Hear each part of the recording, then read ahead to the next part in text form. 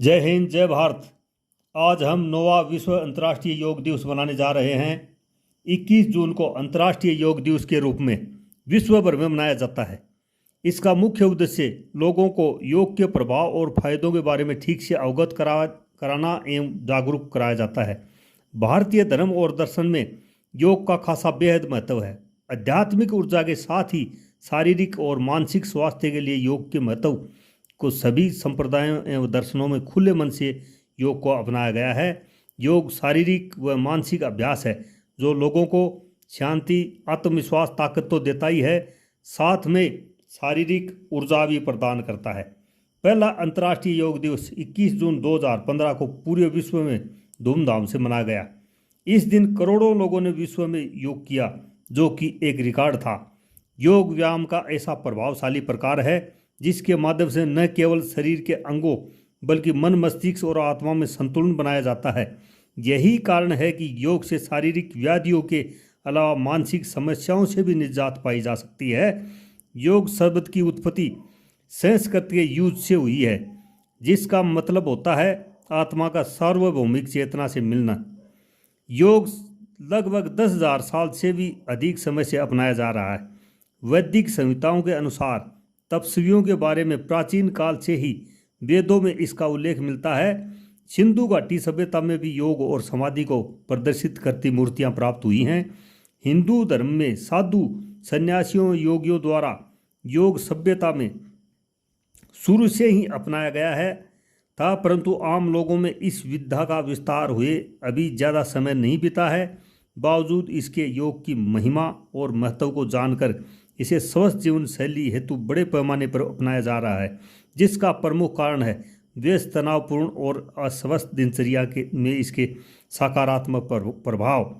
योग की प्रमाणिक पुस्तकों जैसे शिव संहिता तथा गोरख शतक में योग के 4 प्रकार का वर्णन मिलता है।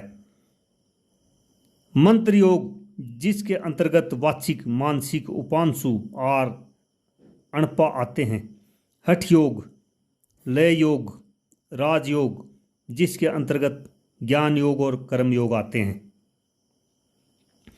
व्यापक रूप से पतंजलि और औपचारिक योग दर्शन के संस्थापक माने जाते हैं। पतंजलि के योग बुद्धि नियंत्रण के लिए एक प्रणाली है, जिसे राजयोग के रूप में माना जाता है। पतंजलि के अनुसार योग के 8 सूत्र बताए गए हैं, जो निम्न प्रकार हैं। यम, इसके अंतर्गत सत्य बोलना, अहिंसा, लोभ न करना, विषयासक्ति न होना और स्वार्थी न होना शामिल है। नियम, इसके अंतर्गत पवित्रता, संतुष्टि, तपस्या, अध्ययन और ईश्वर को आत्मसमर्पण शामिल है। आसन, इसमें बैठने का आसन महत्वपूर्ण है। प्राणायाम, सांस को लेना, छोड़ना और स्थगित रखना इसमें अहम है।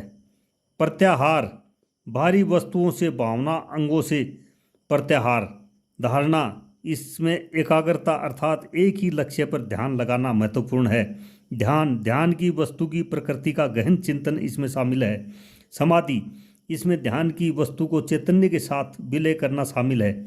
इसके 2 प्रकार हैं, सविकल्प और अविकल्प।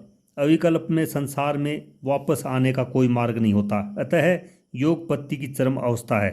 भगवत गीता में योग के जो 3 प्रमुख प्रकार बताए गए हैं वे निम्न हैं। कर्म योग, इसमें व्यक्ति अपने स्थिति के उचित और कर्तव्यों के अनुसार कर्मों का श्रद्धापूर्वक निर्वाह करता है। भक्ति योग, इसमें भगवत कीर्तन प्रमुख है, इसे भावनात्मक आचरण वाले लोगों को सुझाया जाता है। ज्ञान योग, इसमें ज्ञान प्राप्त करना अर्थात ज्ञानार्जन करना शामिल है। वर्तमान में योग को शारीरिक, मानसिक व आत्मिक स्वास्थ्य व शांति के लिए बड़े पैमाने पर अपनाया जाता है। 11 दिसंबर 2014 को संयुक्त राष्ट्र महासभा ने प्रत्येक वर्ष 21 जून को विश्व योग दिवस के रूप में मान्यता दी और 21 जून 2015 को प्रथम अंतर्राष्ट्रीय योग दिवस मनाया गया। प्रथम बार विश्व योग दिवस के अवसर पर 192 देशों में योग का आयोजन किया गया, जिसमें 47 मुस्लिम देश भी शामिल थे। इस अवसर पर दिल्ली में एक साथ 35,985 लोगों ने योग का प्रदर्शन किया, जिसमें 84 देशों के प्रतिनिधि मौजूद थे और भारत ने 2 विश्व रिकॉर्ड बनाकर Guinness book of world records में अपना नाम दर्ज करा लिया। पहला रिकॉर्ड एक जगह पर सबसे अधिक लोगों के योग करने का बना, तो दूसरा एक साथ सबसे अधिक देशों के लोगों को योग करने का। जय हिंद, जय भारत, वंदे मातरम।